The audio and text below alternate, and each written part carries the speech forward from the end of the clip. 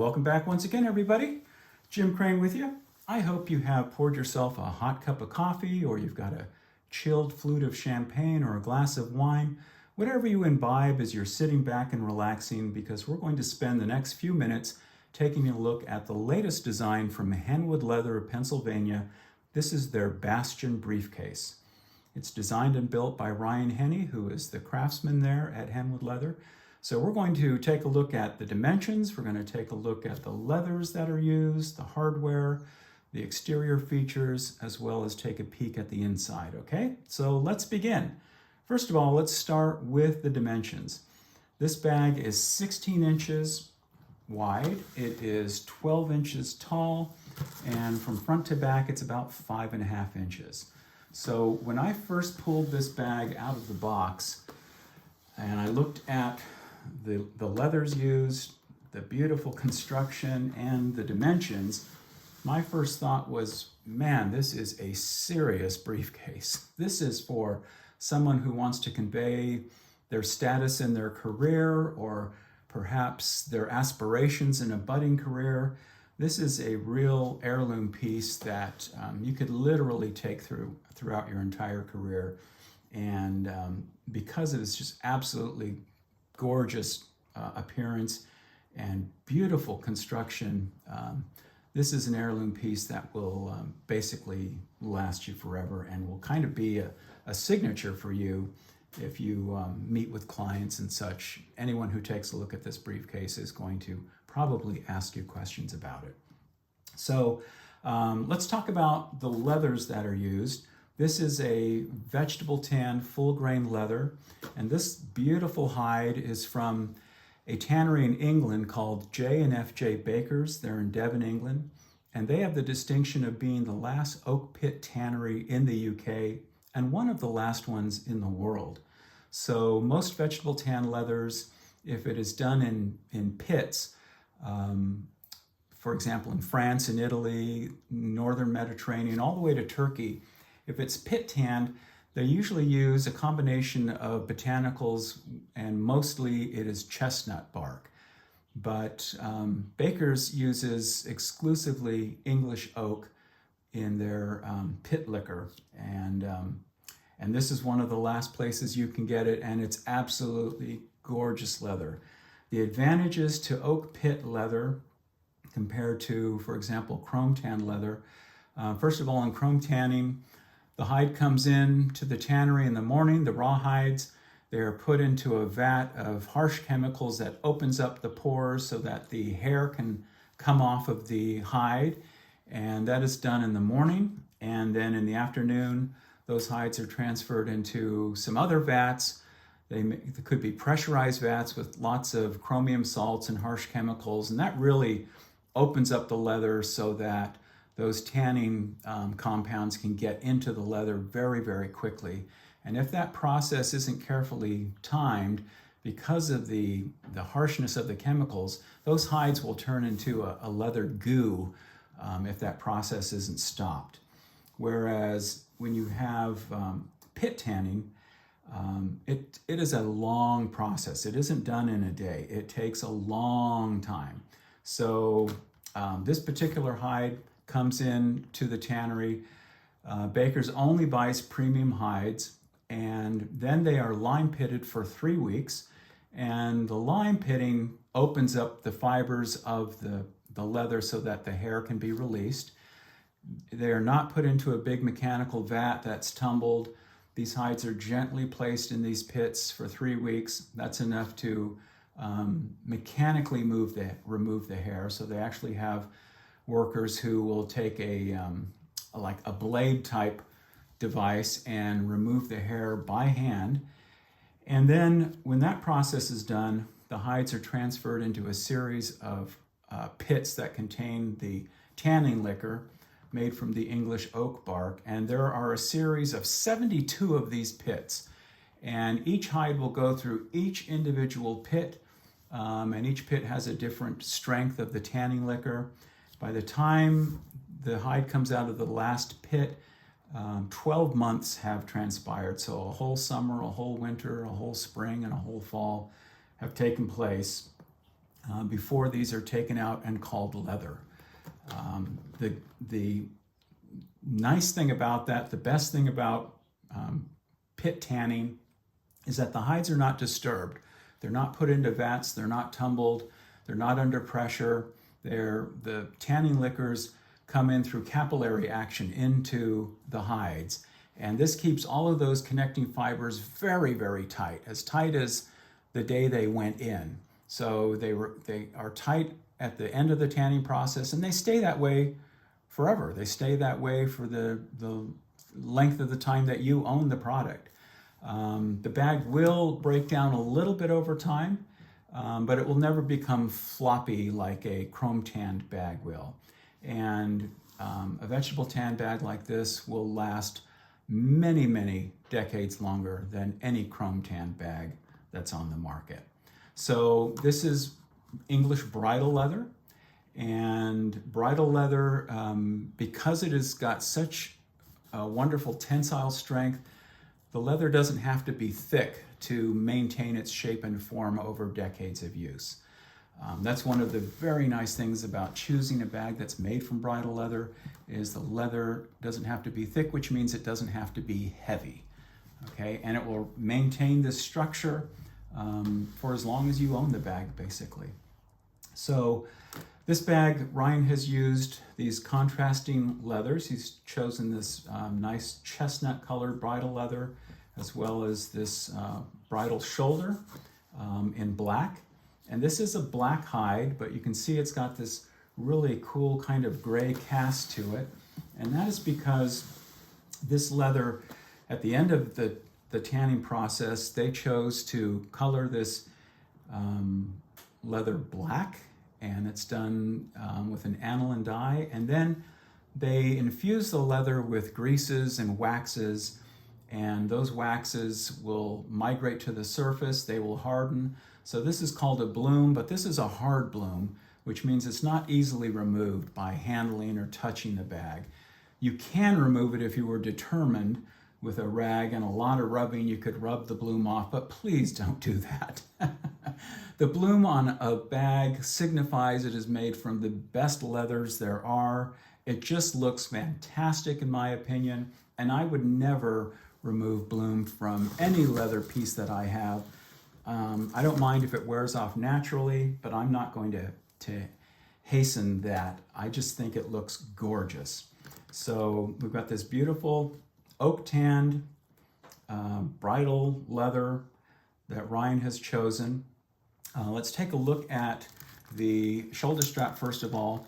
He has done the same thing with the shoulder strap, so we have the contrasting leathers. We've got the black and the chestnut bridle leather, and this is all hand stitched, saddle stitched, and we've got the beautiful details of the contrasting leather on the end pieces. And Ryan has chosen for all of the hardware in this bag is the solid brass matte nickel finish hardware, which I think is just absolutely gorgeous. I love this stuff. It is so, I don't know, business-like. It's not flashy like, look at me, I'm shiny brass. It's just this no frills, just business-like. Looks like it's been there forever. I love that. And he's chosen the same for the rivets. And the shoulder pad, we have a very heavily padded shoulder pad. And Ryan chose the very best piece of leather for the contact to your shoulder, and that is this flesh side that has some grip to it, so it's not going to slide off your shoulder. Sometimes I'll get a bag to review, and this is the hair side of the top grain, and it just slips right off your shoulder. But Ryan's a pretty sharp guy. He knows what he's doing. And so he built this shoulder strap just beautifully. It is fully adjustable. It will go below 40 inches if you are vertically challenged, and it will extend out to 52 inches. So beautiful, beautiful shoulder strap. I'll set that aside. Let's take a look at the exterior features. First of all, he's using these contrasting leathers. The gusset here is in this beautiful chestnut vegetable tanned leather. And the gusset, this is a welted gusset. In other words, when the bag is being constructed, the gusset piece is in your hand, and then you take a strip of leather, which is called the welt, and that is stitched onto the gusset, and then the welt is stitched on to the main body of the bag. So that gives you a very, very strong connection, the gusset to the bag, and there's no tension on the leathers. So this piece of leather doesn't have to make a bend and be sewn on to the exterior of the bag. We're using this welt as a medium to connect the two together.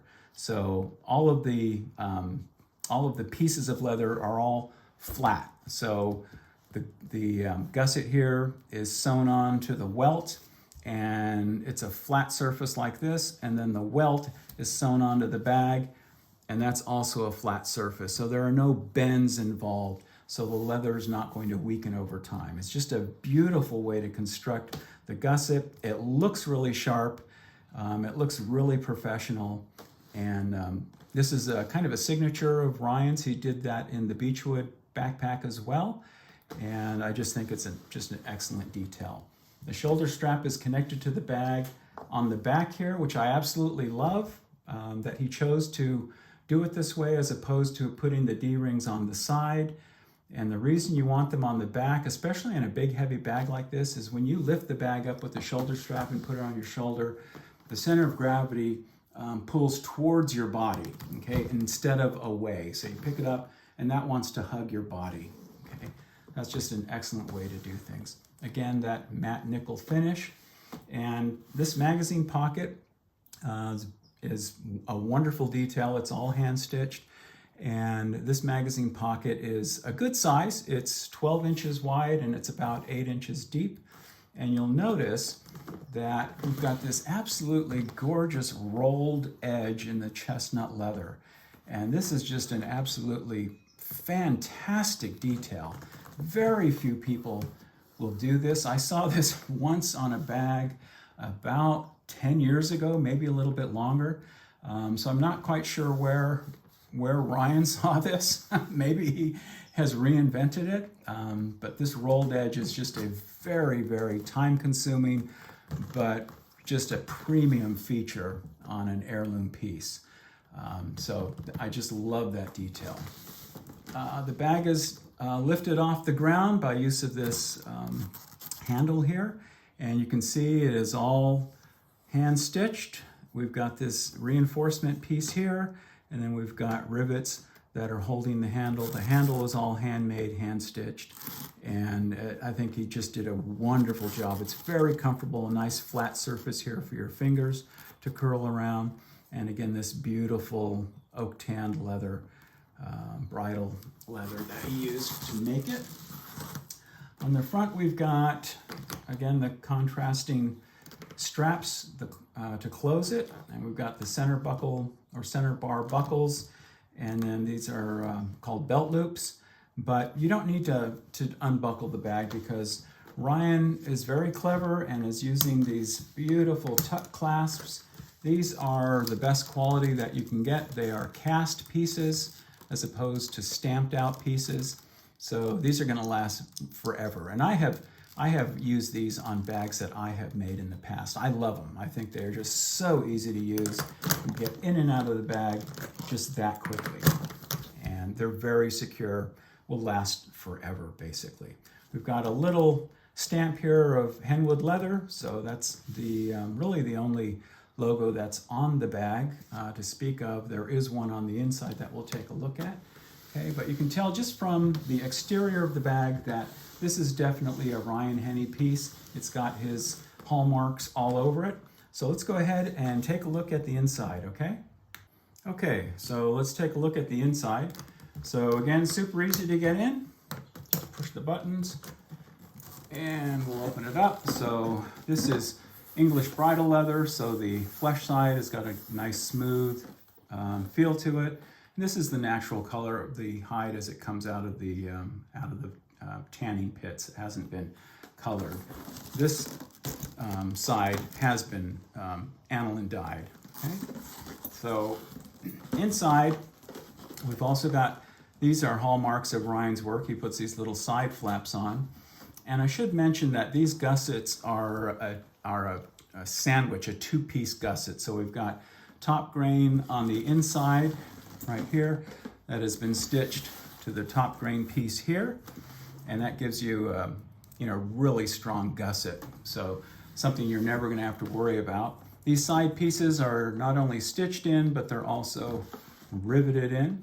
And we've got this beautiful feature on the front of the bag here, this rolled edge. So you can see kind of how it's done. Got 2 rows of hand stitching there, and then there's a 3rd row of hand stitching that is hidden in this rolled edge here. So it starts this way, gets bent around, and then stitched. Absolutely beautiful, beautiful detail. Something you want to see in an heirloom piece, a premium bag. Okay. So on the inside, let's see if we can take a look in there. We've got a laptop sleeve in the back. First of all, we have 2 compartments separated by this divider. We've got a laptop sleeve in the back that is open on the bottom, so you can slide a laptop, and it will hold a laptop that is 13.5 inches wide, like this one, and it'll slide in there without any hassle at all. On the front of that laptop sleeve, we've got a pocket, and this particular pocket is big enough to hold an e-reader. Okay, so that's a 6x6 inch pocket. There's a D-ring here that Ryan has put on, so if you wanted to put your keys on there, you could. Down here we have a bigger pocket, and this pocket here will hold an iPad mini, so that's a nice detail. This is a re-zipper on this interior divider here. Nice big pocket. You can put all kinds of things that you need to, maybe your wallet or something that you want to have secured with the zipper. And we've got 2 zippers on that divider. On the front of that we have a card pocket, which is 4.5 inches by 3.5 inches. So this is a speakeasy leather wallet. That'll fit in there, but you can put business cards in there if you wanted to. We've got 2 pen sleeves, and these are good sized pens that will fit in there, no problem. Okay. And then we've got a big, what I call a fat pocket right here. And that pocket will hold, if you've got your eyeglass case, that will go in there, no problem. Maybe you carry a nice big knife because you're going to skin a bar while you're, on the job. That'll fit in there. Or maybe you have a really nice fountain pen or something. Will fit in there. Or even if you like to use these for your cables, this is a piece from Gefeller. That'll fit in that big fat pocket as well. Or other things, maybe you've got a big, mask-on leather wallet, no problem. And then you have the rest of this space here. You've got the rest of these 2 compartments. So all in all, an absolutely gorgeous bag. I mean, it's just a wonderful heirloom piece. I've got the link below for Hennwood Leather. You can follow him on Instagram and take a look at all of his pieces because they are all on there. So I thank you for watching, everybody. If you have any comments, I'd love to hear them on this beautiful, absolutely beautiful bag from Hennwood Leather of Pennsylvania. I thank you for watching, everybody, and we'll see you next time. Bye-bye.